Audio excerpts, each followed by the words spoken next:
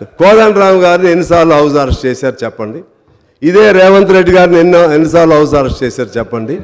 మేము మీకు సపోర్ట్ ఉన్నప్పుడు కూడా ఎవరైనా మంత్రి వస్తుంటే ఏదైనా ప్రాంతానికి ఎవరైనా వస్తుంటే మమ్మల్ని అందరినీ కూడా ఎన్నిసార్లు అరెస్ట్ చేశారు. మేము సపోర్ట్ ఉన్నప్పుడు కూడా మేము మంచి ఉద్దేశంగా కూడా చెప్పాం, ఇది మంచి పద్ధతి కాదని కూడా చెప్పాం.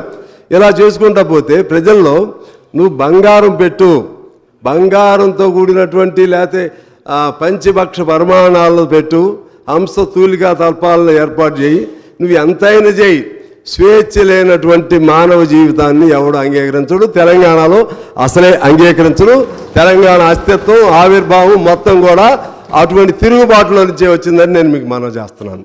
ఆనాడు 48లో 45 నుంచి 52 వరకు జరిగినటువంటి ఆనాటి ఉద్యమం కూడా ఆ విధంగా తిరుగుబాటు ద్వారానే వచ్చింది. అయినా కూడా పాతయన్నీ మర్చిపోయి మరలా మనం ఇది శాశ్వతం అనుకుని, ఈ అధికారం శాశ్వతం అనుకుని ఎవరు కూడా చేయటం తప్పు అనేది ఆ జాగ్రత్త తీసుకోమని నేను మీకు మనవి చేస్తూ ఉన్నాను.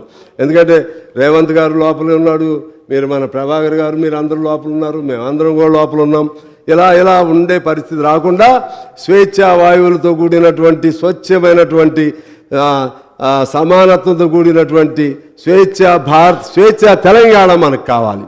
ఆ విధంగా ఉంటే మీరు మీ హామీలు కొన్ని ఫెయిల్ అయినా సరే వాళ్ళకి వెంటిలేట్ చేయాలి, వాళ్ళు మాట్లాడి ఇది మీకు చెప్పాం, చేస్తూ ఉన్నాం, చేయలేకపోయాం, ఇది చేయలేకపోయాం, ఈ ఇబ్బందులు ఉన్నాయి, మరలా చేస్తాం, మాట్లాడాలి కదా. ప్రజలతో మాట్లాడకుండా మనకు మనం స్వీయ నిర్బంధం పెట్టుకుని మనం ఎక్కడో కూర్చుని ప్రజలు ఒక చోట ఇవాళ ఎందుకు మార్పు వచ్చింది? ఇప్పుడు మీరేమి ఇవ్వలేదు, ఇంకా ఏమి ఇవ్వకపోయినా సరే 2-3 రోజుల్లోనే ప్రజల్లో ఒక ఆనందమైనటువంటి భావనలు వచ్చేసినాయి. ఏదో మేము పంజరంలోంచి బయటకు వచ్చినట్టుగా భావనలు వచ్చినాయి. ఇది ఎంతకాలం ఉంటుంది? ఉండాలని కోరుకుంటున్నాం. ఎందుకంటే ప్రభుత్వాలకు ఉన్న సహజమైన స్వభావం ఏంటంటే రాజ్య స్వభావం అంటారు దాన్ని. ఆ రాజ్య స్వభావం ఏంటంటే అల్టిమేట్గా పోలీసుల మీద ఆధారపడతారు, పోలీసుల మీద నిర్బంధాల మీద ఆధారపడతారు, జైలు మీద ఆధారపడతారు, ప్రశ్నించేవాడిని లోపలేస్తారు, ఇంకా ఎక్కువ ప్రశ్నిస్తే ఒప్పాలని చట్టాలు పెడతారు.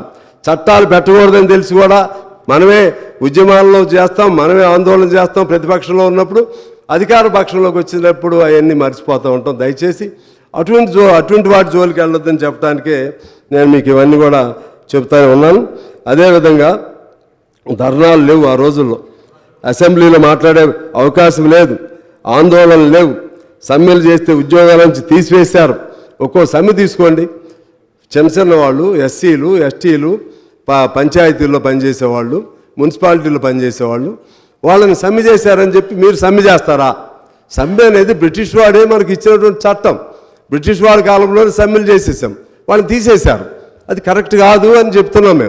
మేము అప్పుడు చెప్పాం, ఇప్పుడు చెప్పాం, రేపైనా చెప్తాం, మీకైనా చెప్తాం, ఎవరికైనా చెప్తాం. మా బాధ్యత అది.